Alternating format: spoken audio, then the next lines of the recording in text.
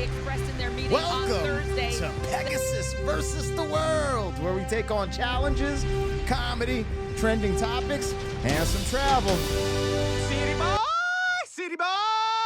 What's going on now? Hold up, dog. Pay us what you owe us. Hold on, man.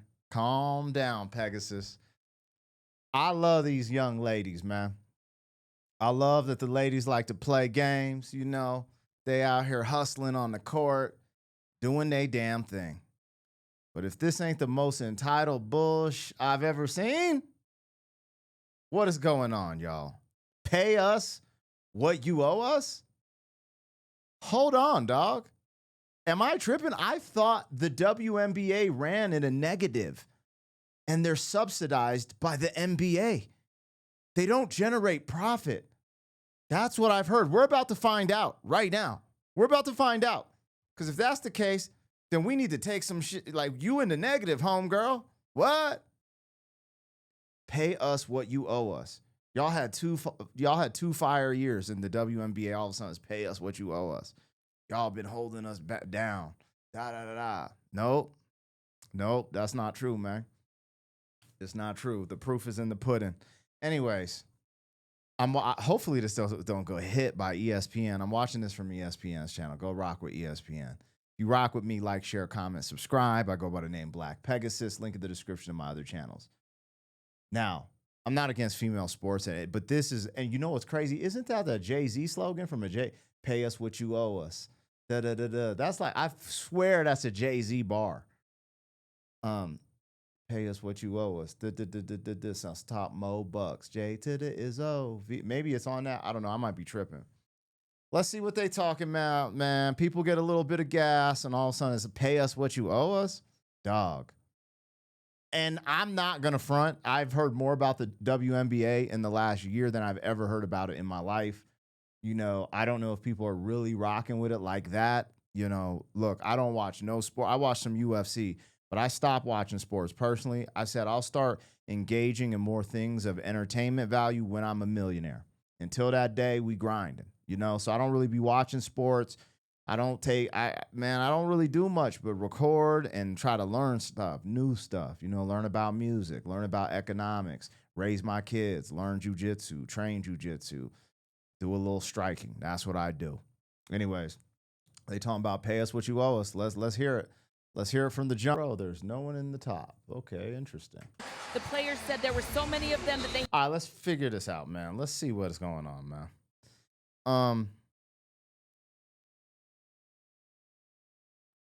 Hold on, let's see what chat gossip. Okay. What type of revenue or profit did the WNBA make in the year 2024? Let's see if we can get some info. All right. 2024 financial overview. Total revenue. The league generated approximately $200 million in 2024, a consistent figure from its 2023 results. Expenses and losses. Despite the strong revenue, the WNBA operated at a loss, estimated at $40 to $50 million for the 2024 season.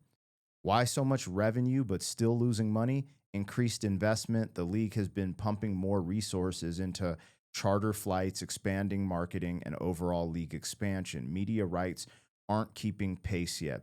Broadcasting deals and sponsorships revenue are growing but haven't matched the scale of the NBA-style cash-ins. Uneven revenue share. Players currently receive only 9.3% of total league revenue, much lower than revenue shares in most other major sports. Revenue, hold on, I got some questions. Revenue, $200 million in 2024, profit/loss, operating at a deficit between 40 to 50 million. So think about this before we start analyzing this in its totality. First and foremost, as a business owner, as an entrepreneur, you have to invest in marketing and promotion, right? So they want more of the revenue, but they're reinvesting into the league to make it bigger. So the big picture is make this thing bigger, then everyone makes more. That's the big picture. However, it's so crazy now. These people are putting all this money to build this brand and build this platform for them, and it's just like, hey, we're running in a deficit currently, which I mean that's the statistic: $40 to $50 million deficit. Pay us more. So it kind of goes hand in hand because you need marketing. This is like the typical. So I dealt with this in the music industry. This is why I never signed a major deal and went independent. Was when they want to pay you up front money, they have to recoup that money. And if they don't, they have to get it from somewhere, right? And if they're operating in a loss, they kind of fry the paperwork, and it's hard to know when they actually recouped. You know what I'm saying? So in some of the deals, I did one independent deal and it didn't work out in my favor. So I just kept being told, like an independent label I signed to. And then now I just do it independently myself, music wise. But there is I remember running at a loss for a very long time. And then because of, the marketing I was putting into, then I started to pop, started the tour, started to make the money back. So I think this is an interesting conversation. Real quick, is it true that the NBA subsidizes part of the WNBA? Question mark.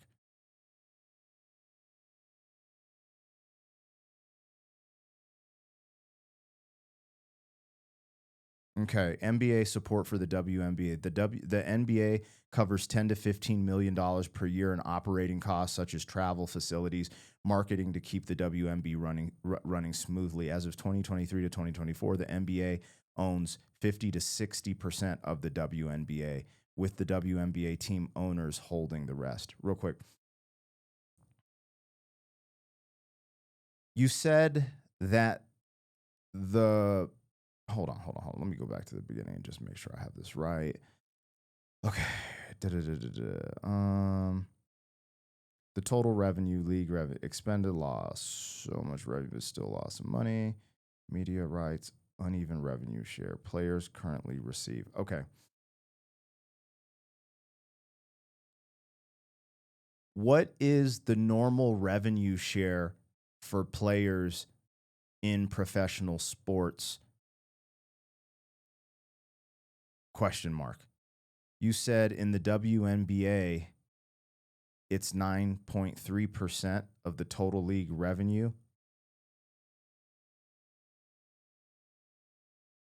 So what is it across the board for typical professional athletes? Let's see what that looks like. Revenue share across the major sports leagues. NBA 50%, NFL 48%, MLB 48%, NHL 50%, MLS 25%, WNBA 9.3%. That's wild. Okay, now this is the question though.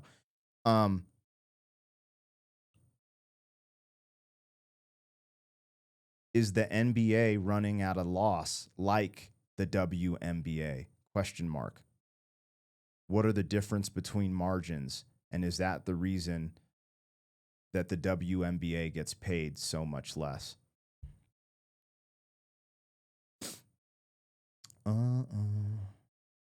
Is the NBA operating at a loss like the WNBA? No, the NBA is highly profitable. In recent years, the NBA has generated over $10 billion in annual revenue.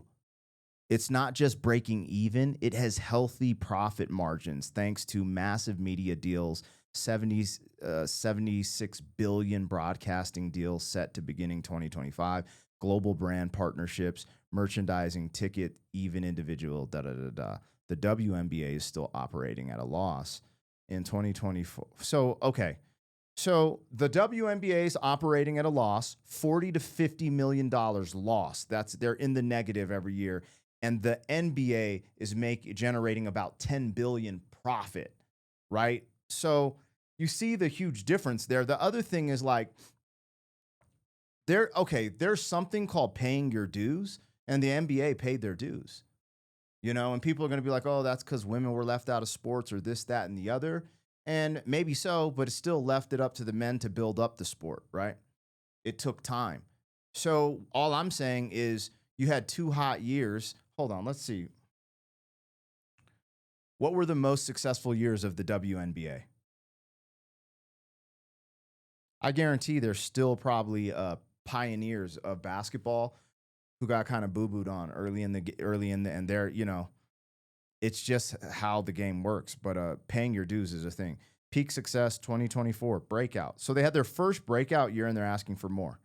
But this is kind of wild. 170% increase. Okay, so TV viewership is 1.19 million per game on ESPN. 170% increase from 2023. Attendance totals reached 2.3, the highest in 22 years. So they had their biggest year this year.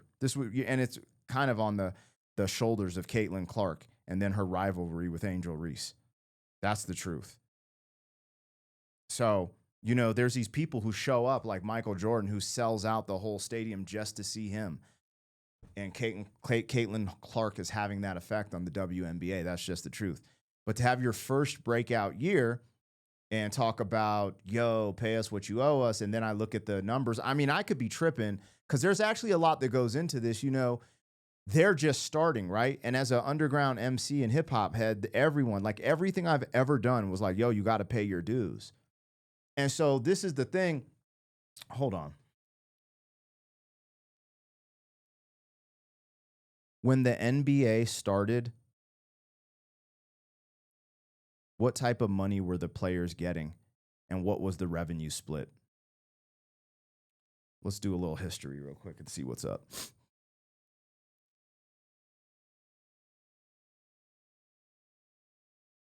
I didn't ask that. I just asked what the revenue split was.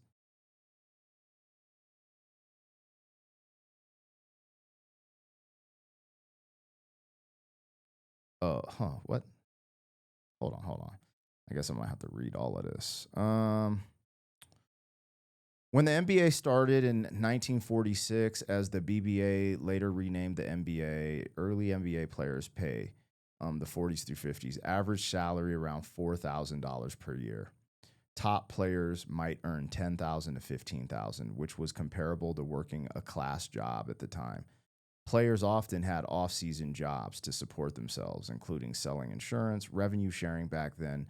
There was no players' union until 1954 and no formal collective bargaining agreement until the 60s. The NBA total revenue was small, mostly gate receipts, and there was no major TV deals. So, I mean, look, I just think it's entitled to be like, pay us what you owe us when your league is running in the negative. That seems crazy to me. Tap into the comments if there's something I'm missing. I get it. It sucks having to pay your dues and get, but my thing, I guess it makes sense when you're just sitting at the table for the initial negotiations, right? Because we just had our most banging year. Let's get it now because everything's going to be on the rise. But they still got a lot of work to do, you guys.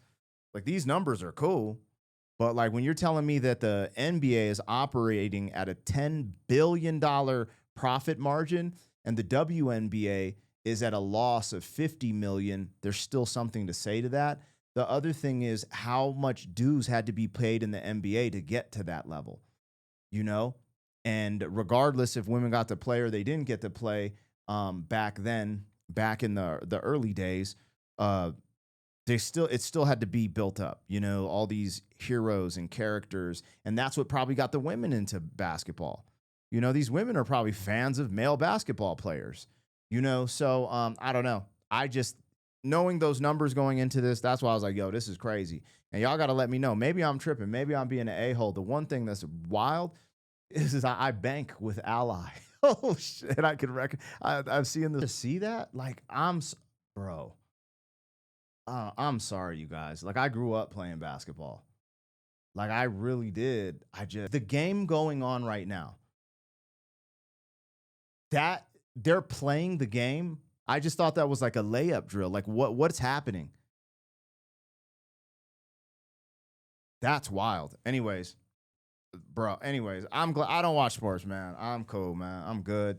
Hopefully, they get something. I hope they get treated fairly. Which I think anyway, man, I'm done, man. I'm tapping out this bid, man. I don't know, man. This is freaking insane. I'm in a different world, man.